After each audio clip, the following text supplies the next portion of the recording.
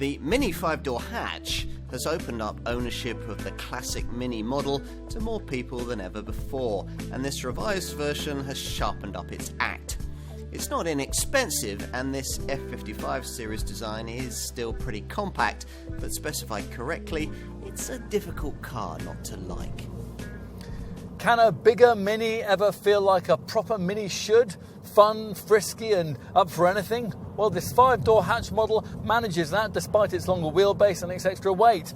There's the darty steering and the quick fire throttle response that Mini owners love. Another Mini trait, an unyieldingly bumpy ride over poor surfaces. Well, that isn't quite so welcome, but you can lessen the impact of that by specifying variable damping and sticking to smaller wheel sizes.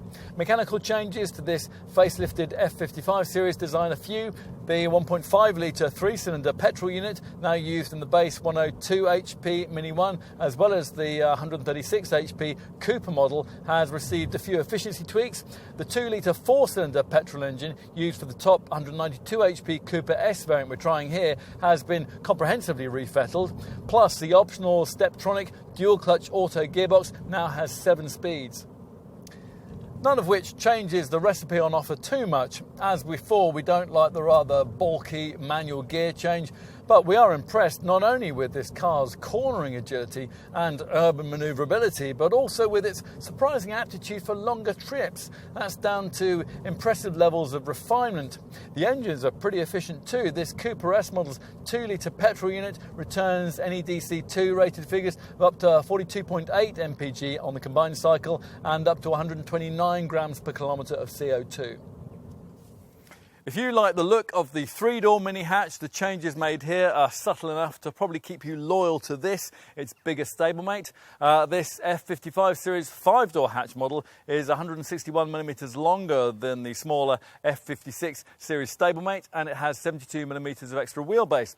Otherwise though, key elements of Mini design remain intact. The clamshell bonnet, the upright windscreen, and yes, the round headlamps, which now feature full LED technology and can be ordered with optional matrix adaptive beams.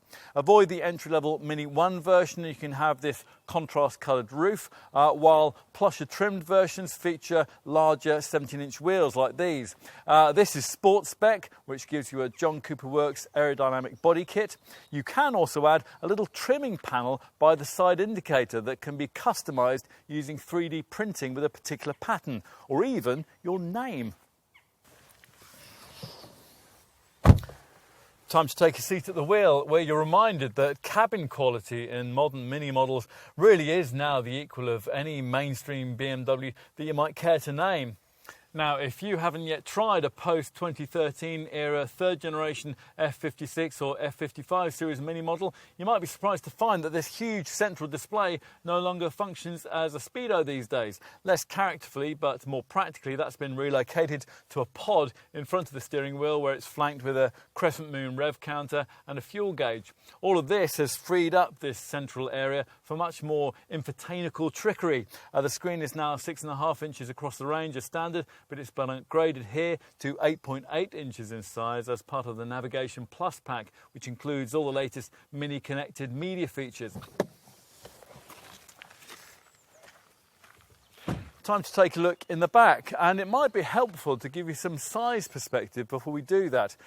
Nearly half of the extra length you get with this F55 series 5-door hatch variant has gone into providing extra rear seat space, although to some extent the issue lies in getting to it. These extra rear doors are really pretty small, so squeezing in and out can be tricky.